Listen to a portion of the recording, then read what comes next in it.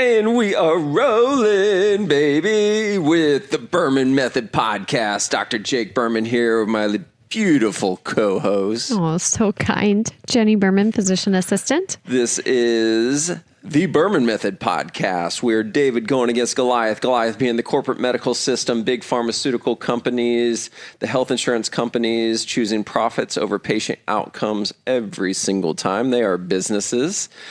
And they do not have your best interests in mind. And we are just trying to shed some light on how do you take your own health, take control of your own health, and educate yourself and know more. The more you know, the better informed decisions you can make. Right. Just simply being a self-advocate for yourself and asking the right questions and challenging your providers, or maybe not challenging them, but asking questions to get more information about why they're choosing the decisions that they're choosing, which is going to help you understand if it's the best decision for you or not. Yeah, I don't even hate that term, challenging your provider, because you should be able to respond to a question. And I love it when people question me. And it forces me to articulate my response in an eloquent way or informed way, educated way. And if I can't do that, then I don't know what I'm talking about. Right. If you can't answer the question, or if your answer is, I don't know, that's okay, as long as you have the ability to research it and answer the questions. And I'm saying this in a sense that if the patient asks you a question, not regarding the treatment that you're giving them, but just asking other options, and you don't know the answer, then you go research it and find out the answer and what's right for them. And that is a good provider, someone that will actually tell you, I don't know. Let me research that and look it up and see if that's the right fit for you.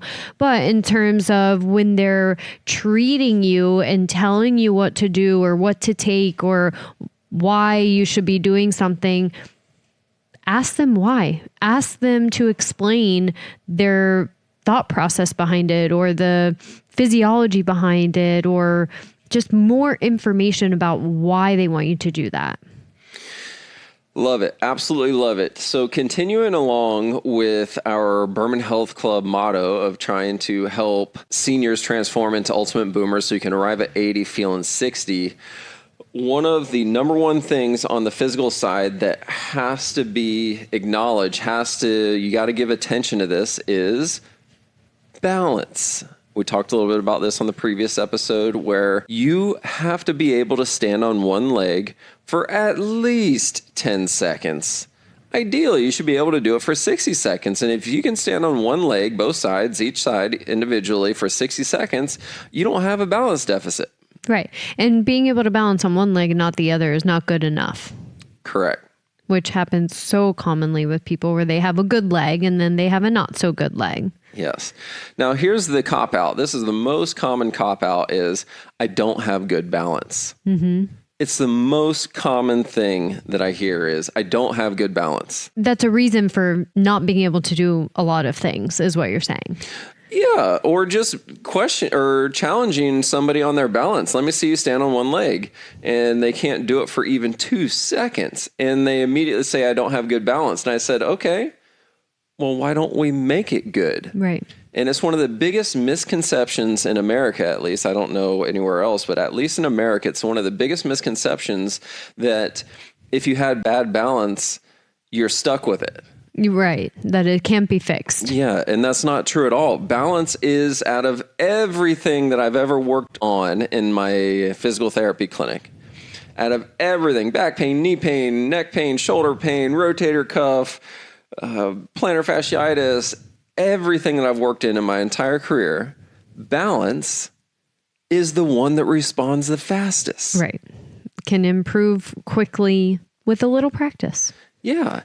But before we get into how you can do it and how you can go from having horrible balance, can't stand on one leg for even 2 seconds, to now you can stand on one leg for 60 seconds, both sides, let's talk about the reason why it's important. Obviously, the most obvious reason why good balance is important, or improving your balance is important, is so you don't fall. Right. Because when we're walking, we have to balance. Right? The definition of walking is that you're well, I guess running. Running is that you always only have one foot on the ground. But even with walking, you have to be able to balance to move one foot in front of the other. Yes, technically you're correct. We might go down a rabbit hole if we go too far down that one, but you're absolutely correct. In order to walk efficiently, you have to have good balance. Right. Because you're standing on one leg while you're swinging the other leg through. And then you're standing on that leg while you swing the opposite leg through. And if you don't have good balance, I define your walking as controlled falling. Right. You're leaning forward and you start to fall. And then before you fall, you move your next foot forward. And then you move your next foot forward. And it's controlled falling is all it is. It's a series of controlled falling. As opposed to stepping and balancing. So one of the most common issues with poor balance is falls. It is. So that's the extreme, right? So if you don't have good balance, most people associate not having good balance with falling, especially in your 70s, 80s, and even 90s. If you don't have good balance, you're at high risk for falls. If you fall, you break a hip. Mm-hmm. If you break a hip, there's a chance that you don't come home from the hospital. Right. Longevity decreases exponentially. Yeah. But there's this whole other spectrum that happens before you get to that extreme. If you have 0 out of 10 balance, then you are at high risk for falling and fracturing a hip and going to the hospital and never coming home. So sad. Why? Because it's real? It's real. Yeah, it is real. Okay, so that's a 0 out of 10 of balance, meaning like you have 0 balance. Yeah. But if you got a 10 out of 10 balance, you're Simone Biles and you can do whatever you want because you're a 3-time Olympic or back-to-back Olympic champion and you've got the best balance in the world. Mm-hmm. So that's 10 out of 10. Okay. But there's this whole spectrum of balance that starts to degrade. You start to lose balance. It goes from 10 to 9 to 8 to 7 to 6 to 5 to 4 to 3 to 2 to 1 to 0. Mm-hmm. The vast majority of people live between 3 and 6. Right. Yeah, I was going to say 4 and 5. So I like 3 to 6. Yeah.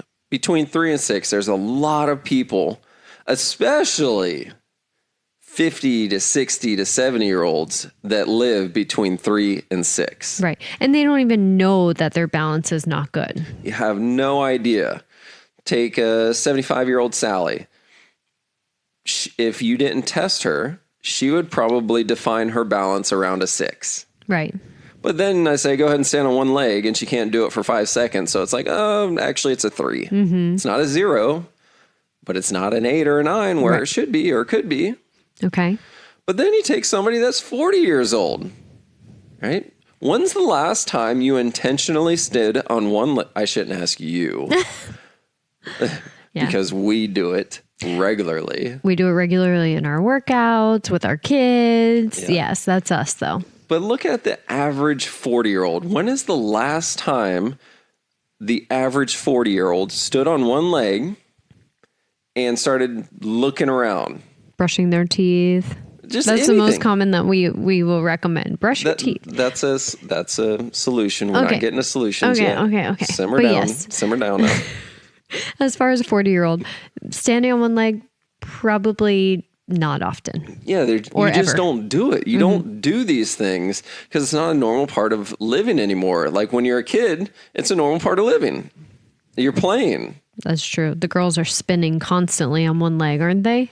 The girls are constantly twirling their dresses, especially Vera, 2 years old. Daddy, watch this. Twirls her dress on one leg. And I'm going, oh, yeah, that was awesome. Good job, Vera. Yay. Yep. As she almost like ping pongs into the wall. But yes, here nor there. They're always on one leg, but they're kids. Yeah. Now, the issue that arises is as you start to lose balance, so let's say as a kid, you have a 10 out of 10 balance. As a teenager, you go to an 8 out of 10 balance. When you're in your 20s, it's down to a 7 out of 10 balance. And by the time you're in your 30s and 40s, you're down to probably a 6 out of 10 balance. Mm-hmm. There's no way you're going to walk down a balance beam anymore. I mean, think about that. Stella makes me do that on a regular basis when I'm walking her to school.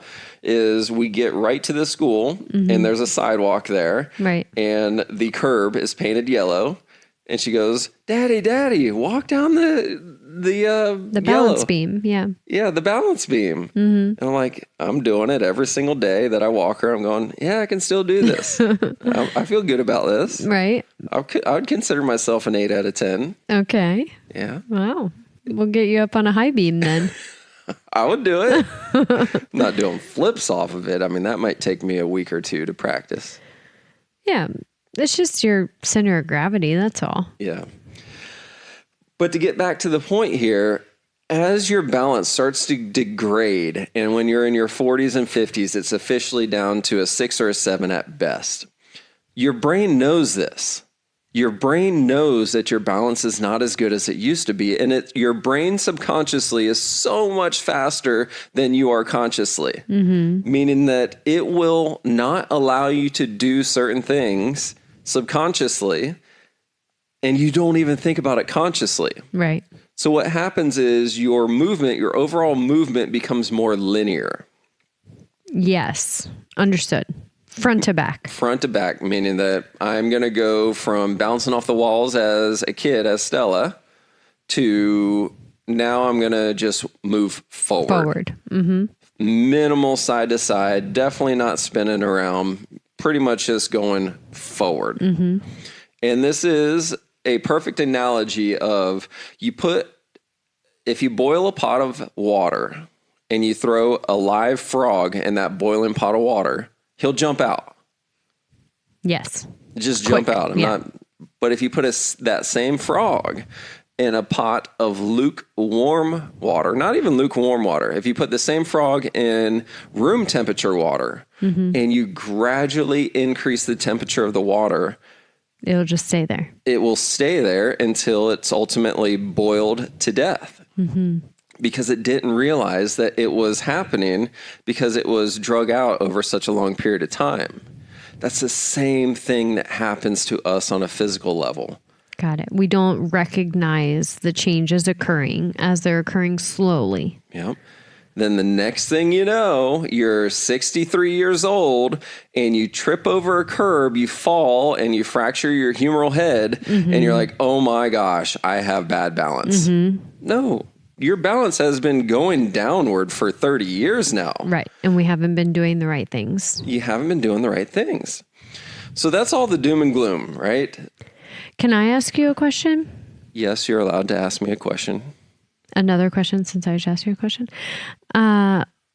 With the balance, what causes our balance to start to decline? You don't use it, you lose it. Okay. But is it a strength? Because you said it's easy to fix. So is it a weakness that's causing the balance to decrease? These are good questions. That's exactly where we're going to next. So we talked about how bad balance presents and how it occurs over a 20, 30, 40 year period. Now let's talk about the reasons why it's so simple to improve. The reasons why it's so simple to improve is because balance is made up, your ability to balance is made up of 3 major systems. The ear. The ear is one of them. So your inner ear, that's the crystals that you hear people talk about. And when the crystals get out of whack, people get vertigo. So yes, your inner ear is one of the 3 major components to your balance. Your butt. No. Your belly button. In gymnastics, we were always told our belly button controls our balance. Okay, yes. It's our center of gravity. Okay, sure, yes. For the purposes of this podcast. Okay, then what are the other 2? Your inner ear is number 1. Number 2 is vision. Okay, makes sense, yes. Being able to see where you're going gives you balance. And then number 3, the biggest one that nobody ever thinks about, proprioception. Okay. Proprioception is essentially you have little tiny receptors in every single joint in your whole entire body. And these receptors are constantly sending a signal back to your brain, telling your brain where that joint is in space. So if your eyes are closed and your elbow is bent, your brain knows that your elbow is bent. If you straighten your elbow, your brain knows your elbow is straight. There's those receptors in every single joint in your whole entire body, sending real-time, instantaneous feedback to your brain, telling your brain where that joint is in space, so that your brain can then instantaneous send a signal back to the muscles that control that joint to move it if it needs to move it. Right. Got it. The most important place to think about this in its relation to balance is at your ankle. So like where your ankle is in space? So if you close your eyes, the first thing that starts to move around are the joints in your ankles. The joints in your feet, the joints in your ankles. When you're standing, yes. Okay. Yeah. And there's over 100 muscles, tendons, and ligaments in your foot and ankle. And the first thing that happens is your brain starts to send a signal down to that complex saying, contract this muscle, now contract this muscle. And that gives you balance. I'm doing air quotes right now, balance starting at your foot and ankle. Got it. This is your proprioception. Proprioception of the foot and ankle. Yep. Now, I mentioned earlier that we tend to go linear. We tend to move linear as we get older. Instead of bouncing on the walls like Stella and Vera are right now and Walker's about to be doing, we start to get linear. We just go from point A to point B. I'm going to walk forward. We're not going side to side, and we're definitely not spinning anymore. So that means that we don't necessarily need our inner ear or our proprioception to give us balance anymore, because we're not using it anymore, so we lose it. Got it. We really only need our vision to give us balance if all I'm doing is walking from point A to point B. Moving forward. Okay, got it. So when I'm walking in a linear motion, when I'm moving in a linear motion, a very controlled speed, I don't need proprioception and I don't need my inner ear. I just need my eyes to balance. Which is why a lot of falls happen at night, getting up to go to the bathroom, because we don't have the vision. Exactly. That's the number one reason why people fall when the lights are off, is because you can no longer rely on vision. And because you've not been training your inner ear or your proprioception, you don't have anything to help you with balance. Understood. That makes sense. Yeah. Got it. So it has nothing to do with your butt muscles. Well, it kind of does in a roundabout way. Okay. Yeah, because butt muscles are the most powerful muscles. But really, balance starts at the foot and ankle, and then it moves up to the knee, and then the hips, and then torso movement. So balance starts from the bottom up. So you could be losing your balance, and by the time you get to your butt muscles, it's too late. Got it. Yes. Okay. So we need to, oh wait, I'm jumping ahead again. You can jump if you want. No, is that the end of the why we lose? So now we're ready to know how to fix the loss of balance? Yes. Okay. Yes. So now we know why we lose balance now we know why our balance degrades, because we're not using it. You don't use it, you lose it. Balance is composed of 3 major systems in the human body, and we go from bouncing off the walls as a kid, using all 3 of them regularly on a daily basis, to as a 20, 30, 40-year-old, all we're doing is walking straight forward, so we're not using 2 out of the 3. Right. So we lose them. Just lose them, yeah. And then our vision goes, because we're old or it's dark, or not, I shouldn't say because we're old. We always say that things don't happen because you're aging, but vision starts to decline or it's dark, and then doomsday. Okay. So I thought I was the grim one. Jeez Louise. So the best part about all of this is proprioception is the quickest thing to respond out of anything in the whole entire body. That's what I said 10 minutes ago. Trainable. It's so trainable because it happens instantaneously. All you have to do is the right thing. Right. Well, yeah. What is the right thing? The simplest thing that you can do, you already mentioned it earlier, is most people listening to this podcast brush their teeth. I hope so.